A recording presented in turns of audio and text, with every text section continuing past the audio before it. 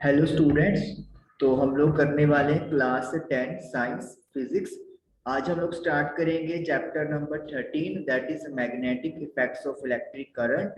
और हमारा टॉपिक होगा magnetic field and field lines. चलिए स्टार्ट करते हैं।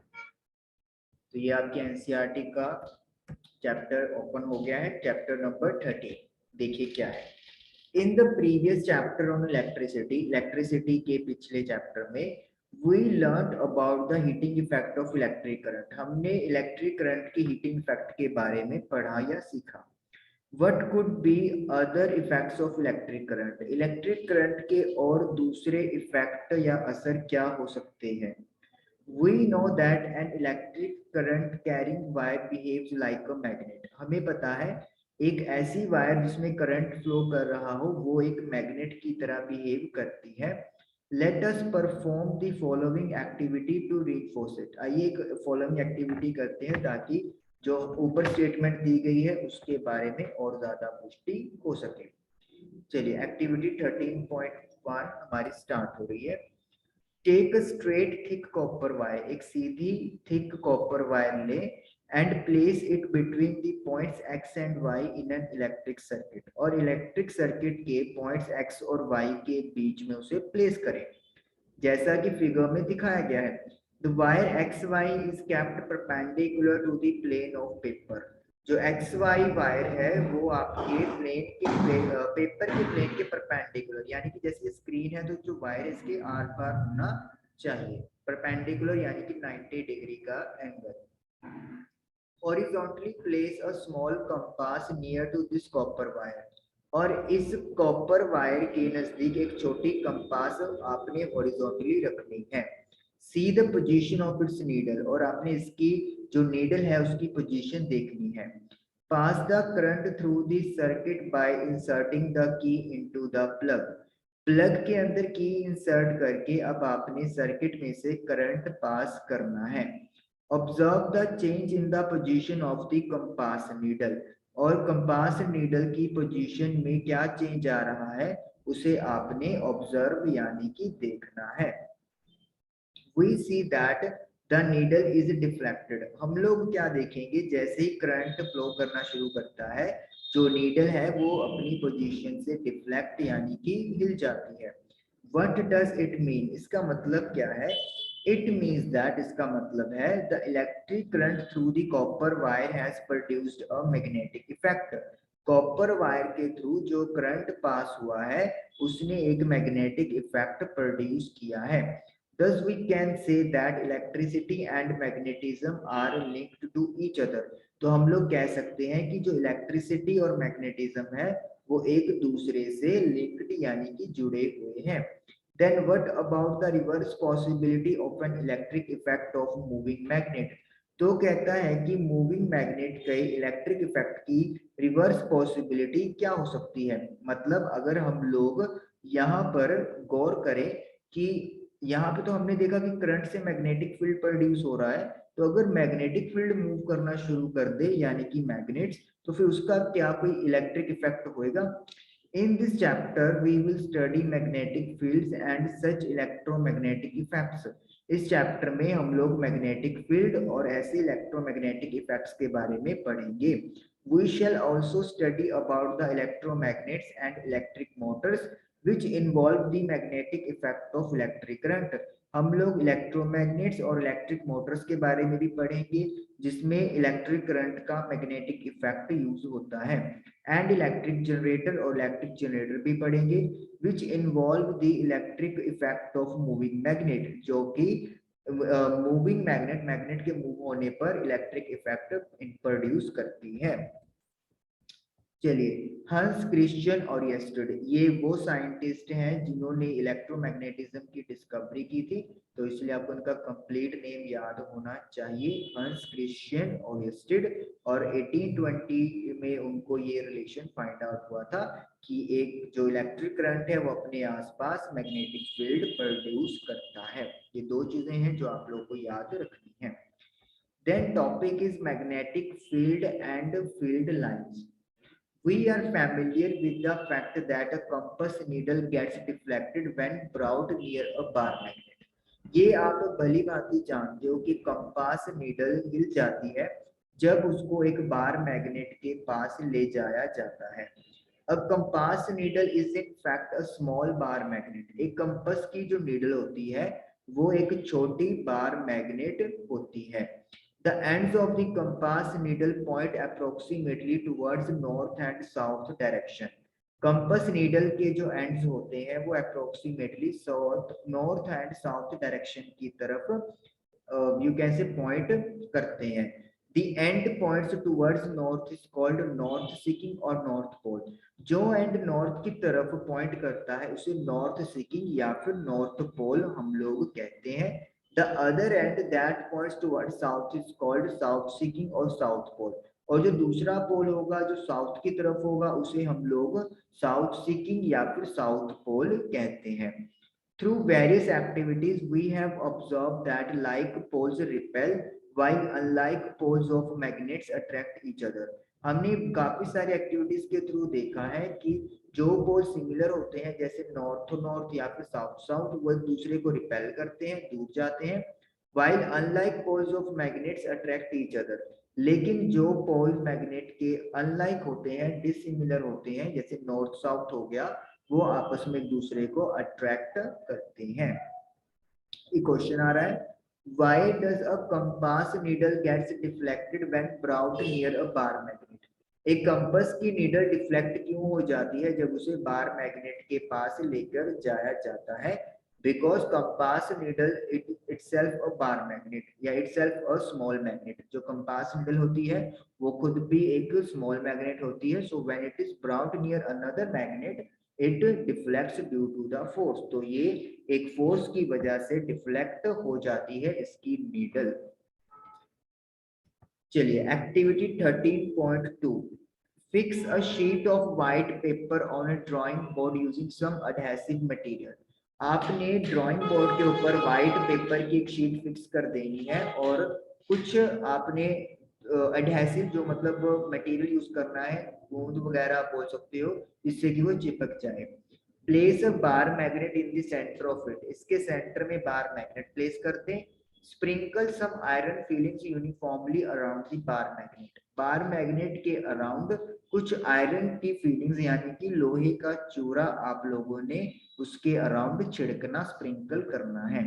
A salt sprinkle may be used for this purpose. आप एक नमक छिड़कने वाले स्प्रिंकल का यूज यहाँ पे कर सकते हो। Now tap the board gently. अब हल्का सा बोर्ड को आपने थपथपाना है।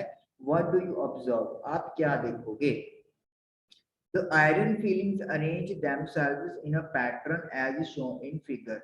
आयरन की जो फीलिंग्स हैं वो अपने आप को कैसे पैटर्न में अरेंज कर लेंगी जैसा कि आप लोगों को इस फिगर में दिखाया गया है। Why do the iron fillings arrange in such a pattern? Iron feelings अपने आप को इस पैटर्न में अरेंज क्यों करती हैं? What does this pattern demonstrate? ये पैटर्न क्या बताता है? The magnet exerts its influence in the region surrounding it. Magnet अपने रीजन में अपने आसपास रीजन में अपना प्रभाव लगाती है। इन्फ्लुएंस प्रभाव आप लोग या असर बोल सकते हो।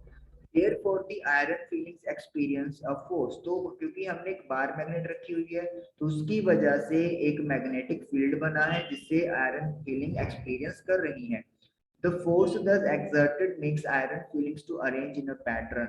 उसी फोर्स की वजह से आयरन फीलिंग्स को इस पैटर्न में अपने आप को अरेंज करना पड़ रहा है। The region surrounding a magnet in which the force of the magnet can be detected is said to have a magnetic field। तो मैग्नेट के सराउंड में जो रीजन जिसमें मैग्नेट की फोर्स को डिटेक्ट किया जा सकता है उसे हम लोग मैग्नेटिक फील्ड बोलते हैं। The lines along which the iron fillings align themselves represent magnetic field lines। तो आयरन फीलिंग्स जिस अलोंग अपने आप को रिप्रेजेंट कर रही हैं या जिस तरीके से उन्होंने बनाया हुआ है उन लाइंस को they are calling magnetic field lines. आप देखो जैसे ये लाइन को आप ले लो तो यहाँ पे जो आयरन फीलिंग इस पैटर्न में जा रही है तो this is a magnetic field line. तो इस तरीके से आप देख सकते हो एक मैग्नेट के आसपास बहुत सारी मैग्नेटिक फील्ड लाइंस बन सकती हैं। Are there any other ways of obtaining magnetic field lines around the bar magnet? क्या कोई ऐसा और भी तरीका है जिससे कि बार मैग्नेट के अराउंड मैग्नेटिक फील्ड लाइंस को ऑब्टेन किया जा सके? यस, बिल्कुल। You can yourself draw the field lines of a bar magnet. आप एक बार मैग्नेट के अराउंड फील्ड लाइंस को अपने आप ड्रॉ कर सकते हो और उसी की एक्टिविटी हमारे पास आ रही है। Activity 13.3, take a small compass and a bar magnet. एक आपको कंपास चाहिए और एक बार मैग्नेट की रिक्वायरमेंट है। Place the magnet on a sheet of white paper fixed on a drawing board. आपने मैग्नेट को व्हाइट पेपर शीट जिसको ड्राइंग बोर्ड पे फिक्स किया है वहां पे रखना है, कुछ एडहेसिव मटेरियल गूंज वगैरह का यूज करके। Make the boundary of the magnet, magnet की बाउंड्री आपने बनानी है लाइक दिस, ऐसे आप उसके चारों तरफ बाउंड्री बना दोगे। Place the compass near the north pole of the magnet. अब मैग्नेट के नॉर्थ पोल की तरफ आपने कंपास को रखना है, यानी कि जो मैग्नेट आपके पास है वहां पे एक नॉर्थ पोल होगा और एक एस पोल होगा, तो एन पोल के पास कंपास रख देनी है। हाउ डज इट बिहेव, ये कैसे बिहेव कर रही है करती है? The south pole of the needle points towards the north pole of the magnet. South pole needle का आपके मैग्नेट के नॉर्थ पोल की तरफ पॉइंट करेगा, क्योंकि हमने अभी पढ़ा है कि जो पोल्स डिसिमिलर होते हैं वो एक दूसरे को अट्रैक्ट करते हैं। The north pole of the compass is directed away from the north pole of the magnet. Compass का नॉर्थ पोल जो है वो मैग्नेट के नॉर्थ पोल से अवे हो जाएगा। Mark the position of two ends of the needle. अब आपने नीडल के दो एंड्स की पोजीशन को मार्क करना है। Now move the needle to a new position such that its south pole occupies the position previously occupied by its north pole. अब आप नीडल को एक नई पोजीशन पे ले जाएं इस तरीके से कि जो इसका साउथ पोल है वो इसकी वो पोजीशन ऑक्युपाई कर ले जो पहले नॉर्थ पोल ने ऑक्युपाई किया था। In this way, proceed step by step till you reach the south pole of the magnet as shown in figure. तो जैसे फिगर में दिखाया गया है आपको इसी तरीके से कंपास आगे लेके जानी है, कहां तक? जब तक कि आप मैग्नेट के साउथ पोल तक ना पहुंच जाएं। Join the points marked by on the paper by a smooth curve. This curve represents a field line. अब इन सभी पॉइंट्स को आप क्या करोगे, ज्वाइन कर लोगे और ज्वाइन करने पे आपको एक कर्व मिलेगी। इस कर्व को हम लोग मैग्नेटिक फील्ड लाइन बोलते हैं। Repeat the above procedure and draw as many lines as you can. इस प्रोसीजर को आप रिपीट करें और जितनी लाइंस आप ड्रॉ कर सकते हैं उतनी करें। You will get a pattern showing figure 13.4. आपको एक पैटर्न मिलेगा जैसा फिगर 13.4 में दिखाया गया है, ऐसा पैटर्न आप लोगों को मिल जाएगा। These lines represent the magnetic field around the magnet. ये लाइंस मैग्नेटिक फील्ड को रिप्रेजेंट करती हैं जो मैग्नेट के आसपास बनती हैं। These are known as magnetic field lines और इन लाइंस को we call magnetic field lines बोलते हैं। Observe the deflection in the compass needle as you move it along a field line. कहते हैं कि अपने कंपास की जो नीडल है उसकी डिफ्लेक्शन को ऑब्जर्व करें जब आप इस फील्ड लाइन के अलोंग मूव करेंगे। The deflection increases as the needle is moved towards the pole. जैसे आप पोल के पास पहुंचोगे ये जो मूवमेंट है, डिफ्लेक्शन है, वो इंक्रीज हो जाएगी क्योंकि पोल्स के पास जो मैग्नेटिक फील्ड होता है वो ज्यादा स्ट्रॉन्ग होता है। तो ये आपको ड्रॉ करने के लिए बोला जा सकता है। ये एक लाइन कैसे ड्रॉ की है और ये फिर आप देखते हो बहुत सारी लाइंस हम लोग ड्रॉ कर रहे हैं। और ये एरोज का भी है इंपॉर्टेंस जो आपको यहाँ पे पढ़ने को पता चलेगा। Magnetic field is a quantity that has both direction and magnitude. Magnetic field वो क्वांटिटी है जिसकी डायरेक्शन और मैग्नीट्यूड दोनों होता है। The direction of magnetic field is taken to be the direction in which north pole of the compass needle moves inside it. Direction magnetic field की ली जाती है वो डायरेक्शन जिसमें कंपास नीडल का नॉर्थ पोल के अंदर मूव करता है। Therefore, it is taken by convention that field lines emerge from North Pole and merge at South Pole. तो आप देख सकते हो कि यहाँ से जो रिप्रेजेंटेशन हो रही है कि ऐसा लग रहा है कि जो मैग्नेटिक फील्ड लाइन है वो नॉर्थ पोल से निकल रही है और साउथ पोल के अंदर जाकर मिल रही है। तो यही हमें डायरेक्शन बतानी है कि मैग्नेट के बाहर जो डायरेक्शन है मैग्नेटिक फील्ड लाइन की वो नॉर्थ से स्टार्ट होके साउथ से निकलती है। एक्चुअली स्टार्टिंग में कहेंगे हम लोग, यही कहेंगे हम लोग जो लिखा हुआ है इमर्ज फ्रॉम नॉर्थ पोल से इमर्ज होके साउथ पोल में मर्ज हो जाती है। Inside the magnet, मैग्नेट के अंदर the direction of field line is from south to north pole, यानी कि ये लाइन इधर साउथ पे आके खत्म नहीं होती है, ये आगे भी मूव करेगी और ये लाइक दिस ऐसे चलेगी। तो इसका मतलब एक क्लोज्ड कंटिन्यूस कर्व यहाँ पे ये बनेगी। अंदर इन्होंने नहीं दिखाई हुई लेकिन अंदर तक ये लाइंस पेनिट्रेट करती हैं। Thus the magnetic field lines are closed curve। तो इस तरीके से magnetic field lines closed curve बनाती हैं। The relative strength of the magnetic field is shown by the degree of closeness of the field lines। Magnetic field कितना ज्यादा strong है वो पता चलता है कि फील्ड लाइंस के बीच का डिस्टेंस कितना कम है या फिर वो कितना एक दूसरे के क्लोज है।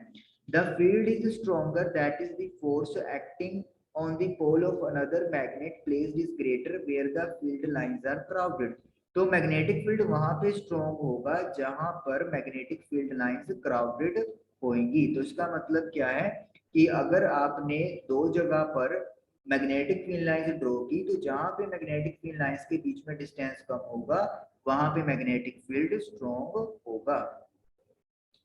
No two field lines are formed to cross each other। दो फील्ड लाइंस एक दूसरे को क्रॉस या इंटरसेक्ट नहीं करती। इफ दे डिड, अगर वो करे, it would mean that at the point of intersection, तो मतलब जिस पॉइंट पे उन्होंने कट आउट किया है उस पॉइंट पे compass needle would point towards to direction. तो कंपास की जो नीडल है वो दो डायरेक्शन में पॉइंट करेगी, विच इज नॉट पॉसिबल, जो कि पॉसिबल नहीं है। तो मैग्नेटिक फील्ड लाइंस कभी भी दो दूसरे को कट नहीं कर सकती। अगर उनको कट कर दिया तो वहां पे मतलब दो डायरेक्शन बन जाएंगी। जैसे कि ये दो मैग्नेटिक फील्ड लाइंस लगा लें, ये आपस में इस पॉइंट पे कट कर गई, तो फिर क्या होगा, इसके अकॉर्डिंगली डायरेक्शन यहाँ पे आ जाएगा टेंजेंट और इसके अकॉर्डिंगली यहाँ पे आ जाएगा। तो एक ही टाइम पे दो डायरेक्शन बताई जा रही है कंपास नीडल के द्वारा, जो कभी भी पॉसिबल नहीं है। तो इसीलिए दो फील्ड लाइंस कभी भी एक दूसरे को इंटरसेक्ट नहीं कर सकती। तो इस तरीके से हमारा मैग्नेटिक फील्ड लाइंस ड्रॉ कैसे की जा सकती हैं वो टॉपिक कंप्लीट हुआ। आई होप कि आप लोगों को समझ में आया होगा। Thank you for watching the video.